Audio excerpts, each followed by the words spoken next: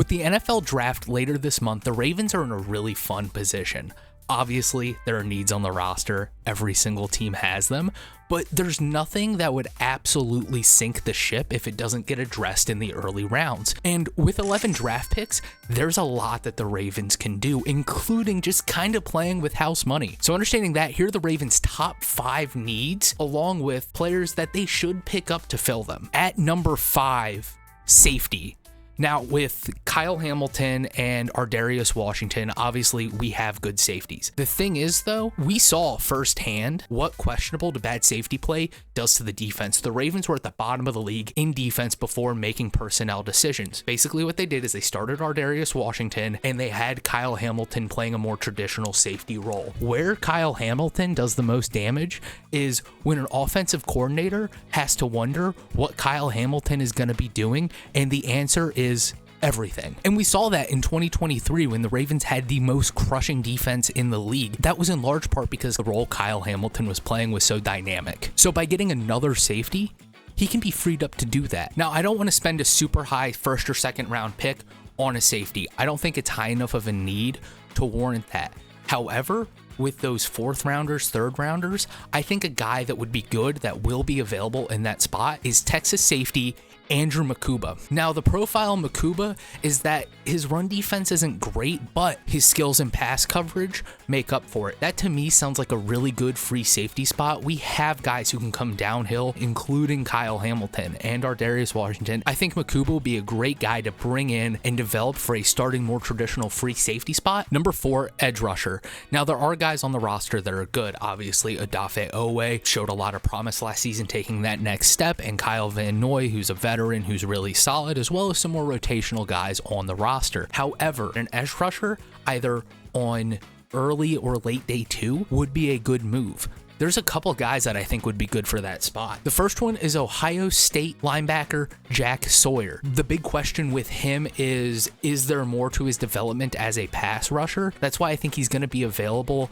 with those 4th, maybe 3rd round picks. But I think it's a good project to take on, and where it's a need but not a glaring massive need, I think that's a good situation to grab him. And if we're going to go a little bit earlier, like the 2nd round, I think Jared Ivey out of Ole Miss would be a pretty intriguing guy to bring in. His profile in general is a guy that's really, really strong, but doesn't have the quickest feet. I think that works, especially if you want a guy who's also good in run defense. The most frustrating thing to watch when you're watching run defense is watching an edge rusher who is in the lane to make the play, but then just gets bullied out of it. At number 3, middle linebacker. With Chris Board and Malik Harrison leaving in free agency, there's a pretty glaring need to pair a guy next to Roquan Smith. We do have Trenton Simpson on the roster. His playing time just decreased last year. It's obviously possible that he could take that next step forward, but I would like to pick up a guy maybe in the 2nd or 3rd round. My biggest name on that wish list is Demetrius Knight Jr. out of South Carolina. He'll definitely be available with a 1st.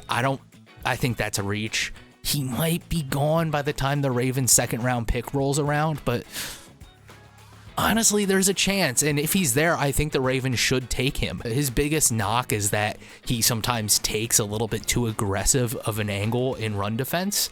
His pass coverage is some of the best in this draft. Having linebackers that can't cover the middle or are slow in coverage is not good for a defense. And I think a guy like Demetrius Knight Jr. really fills that need for the Ravens to pair a guy next to Roquan Smith if it's not a little bit of a pipe dream. But if he's gone, there's a guy like maybe late day 2, early day 3, that is Clemson linebacker Barrett Carter. His main knock in his scouting profile is that he needs to get a little bit stronger, build a little bit more muscle, but his biggest attribute is very athletic and very versatile. He's kind of projected to be a weak side linebacker, which is perfect because that is what the Ravens need. The Ravens' 2nd biggest need is a corner. With Nate Wiggins and Marlon Humphrey, obviously those top 2 corner spots are on lock. There's another guy that's needed there, especially on the outside. In my perfect world, Marlon Humphrey gets to play in the slot at all times. Obviously, he's great outside, but he is next level in the slot. For a middle round guy that I think would be a really good option is Iowa State cornerback Darian Porter. Now, he's only played 1 year as a corner. He was a receiver turn corner, but his athletic profile is insane. He is above the 95th percentile in height, in length, and has really intriguing raw athleticism. I really think he's a guy that can be brought in. He might have to wait a year, maybe only play in rotation a little bit, play a lot of special teams and bring value there to really learn. But this is a guy I think that you pick up, maybe thinking 2-3 seasons from now, could be a really, really good starting corner. That being said, if maybe the Ravens want to use a slightly earlier pick, maybe get a guy that they think that they can plug in on day one, I think Ole Miss corner Trey Amos is the guy for the job at the Ravens draft position. Generally speaking, this guy is projected to have a floor in the NFL as a CB2, as a second corner, and that's perfect. That's exactly what the Ravens need, a guy to pair next to Wiggins or Humphrey in the slot. Again, I will die on that Humphrey in the slot train. He is too good there. And the Ravens' biggest need is interior offensive line. Both guard spots were the weakest spots on the Ravens' offensive line last season, and even then, with the departure of Patrick McCarry in free agency, left guard specifically is a huge need. I wouldn't hate using a first rounder on a tackle who maybe is projected to go a little bit later and kick him into guard. In my mind, the perfect guy for this is North Dakota State tackle Gray Zabel. He was great as a tackle in college, and his biggest knock is his arm length, and it's why that he is projected. He'll probably kick in to a guard spot because a tackle with short arms is a guard. I can guarantee you at the end of the first round where the Ravens are picking, he'll be available. And yes, drafting a guard in the first round is a little bit of a reach, but not too long ago, the Ravens used a first-round pick on center Tyler Linderbaum. Interior O-line is the biggest weakness on this offense, and I think it would be wise, even if you're reaching a little bit, to address it early in the draft. Now, maybe they don't address it in the first. Maybe they're like, hey, that's a little bit too much of a reach, and they want to address it in the second. A guy that I think definitely will be there that would work is Minnesota tackle Ariante Ursary. Ursary's biggest knock coming out of college is that because of his build, he has kind of a higher set center of gravity and a higher set stance, which allows quicker edge defenders to get around him. That's a huge issue for a tackle in the NFL. I think as a guard, kicking him in, that could work perfectly fine. So that's why I think he would be a prime candidate for that. This interior O-line absolutely needs to be addressed. So I really hope one of these two guys end up on the Ravens roster after the draft wraps up, because I think they are absolutely perfect for what the Ravens need.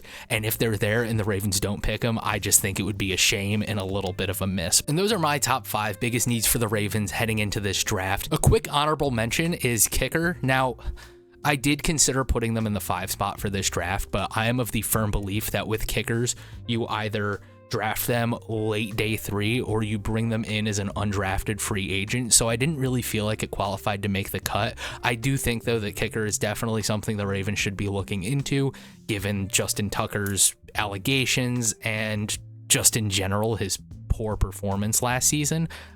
It's time either way. If you like this video, please feel free to like and subscribe.